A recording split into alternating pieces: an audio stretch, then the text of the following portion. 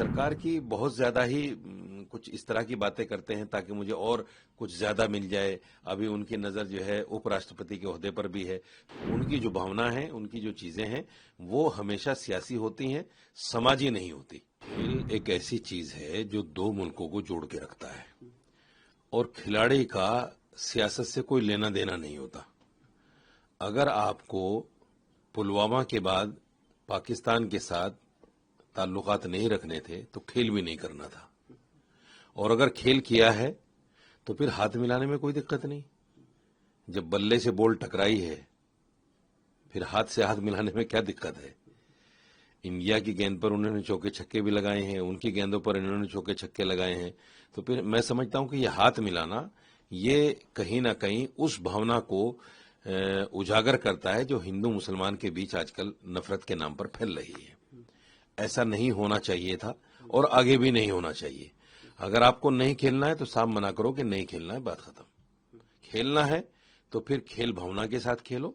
उसमें फिर किसी खिलाड़ी के साथ उसको नीचा दिखाना, उसकी बेइज्जती करना, मैं समझता हूं ये अच्छा नहीं है। देखिए भारतीय जनता पार्टी के लोग भी कुछ लोग ऐसे थे जो कह रहे थे नहीं खेलना चाहिए। कांग्रेस के लोग भी कुछ ऐसे थे जो कह रहे थे खेलना चाहिए। हमने भी कहा था कि नहीं खेलना चाहिए, क्योंकि खेल को सियासत से दूर रखा जाए तो ज्यादा अच्छा है। और खेल ही एक ऐसा माध्यम है, चाहे दो देशों के दरमियान कितनी भी दुश्मनी हो जाए, खेल एक ऐसा माध्यम है कि फिर टेबल पर दोनों मुल्क आ सकते हैं। और हमें पड़ोसी से कभी बिगाड़ना नहीं चाहिए। पड़ोसी कभी भी हमेशा पड़ोसी होता है और पड़ोसी ही काम आता है। जब भी कोई आपदा आती है तो पड़ोसी ही काम आता है, ये भी हमें ध्यान में रखना चाहिए। नीरज चोपड़ा का जहां तक मामला है, ये बहुत अच्छी सोच थी उनकी, और उन्होंने गले मिलकर ये साबित किया कि हार जीत अपनी जगह है लेकिन इंसानियत अपनी जगह है। हाथ मिलाकर किसी की हाथ ना मिलाकर किसी की तौहीन करना, ये इंसानियत, समाज और धर्म के भी खिलाफ है। आलोचना की बात नहीं है। ये जो आलोचना शब्द उन्होंने इस्तेमाल किया है, मैं समझता हूं सियासत में आलोचना नहीं होता। सियासत में कोई भी विपक्षी आदमी या कोई भी नागरिक देश का किसी भी राज्य के मुखिया से या किसी भी देश के प्राइम मिनिस्टर से सवाल कर सकता है कि आपके होते हुए, आपके रहते हुए ये ऐसा क्यों हुआ। और गोधरा कांड जो हुआ मोदी जी के होते हुए, तो उस पर बहुत सारे सवाल उठे हैं, उठ रहे हैं और उठते रहेंगे, इसमें कोई दो राय नहीं है।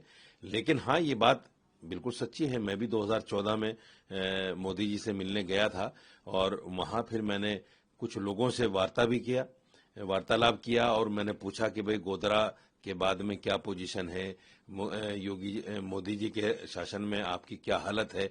तो उसमें हिंदू मुसलमान सबने मिलकर कुछ ऐसी बातें कही जो वाकई चौंकाने वाली थी कि कांग्रेस के जमाने में हर 2 साल में, 1.5 साल में, 1 साल में, 3 साल में दंगा हो जाता था। हम ए से शुरू करते थे, बी तक पहुंचते थे, फिर वापस ए पे आ जाते थे। लेकिन गोधरा कांड के बाद में जब तक मोदी जी की सरकार रही, फिर कोई दंगा नहीं हुआ और हमने अपने कारोबार में, अपने समाजी मामलात में बहुत उन्नति और बहुत तरक्की की है और उसके बाद कोई दंगा इस तरह का नहीं हुआ। हम मान लेते हैं, मैं अपनी राय आपके सामने रख रहा हूं, हम मान लेते हैं कि देखिए कुछ चीजें ऐसी होती हैं, उनका सीधा संपर्क जो है मुखिया से नहीं होता। कई बार कुछ दूसरे लोग भी होते हैं जो उस काम को कर जाते हैं। उस वक्त में प्रवीण तोगड़िया का बड़ा जबरदस्त वहां पर असर और रसूख था और उसी की वजह से ये सारे काम हुए भी। लेकिन हाँ, पूछा जरूर जाएगा मुख्यमंत्री से, जो भी उस वक्त का मुख्यमंत्री, तत्कालीन मुख्यमंत्री, क्योंकि मोदी जी थे तो सवाल उन पर होंगे और हुए हैं और होते रहेंगे।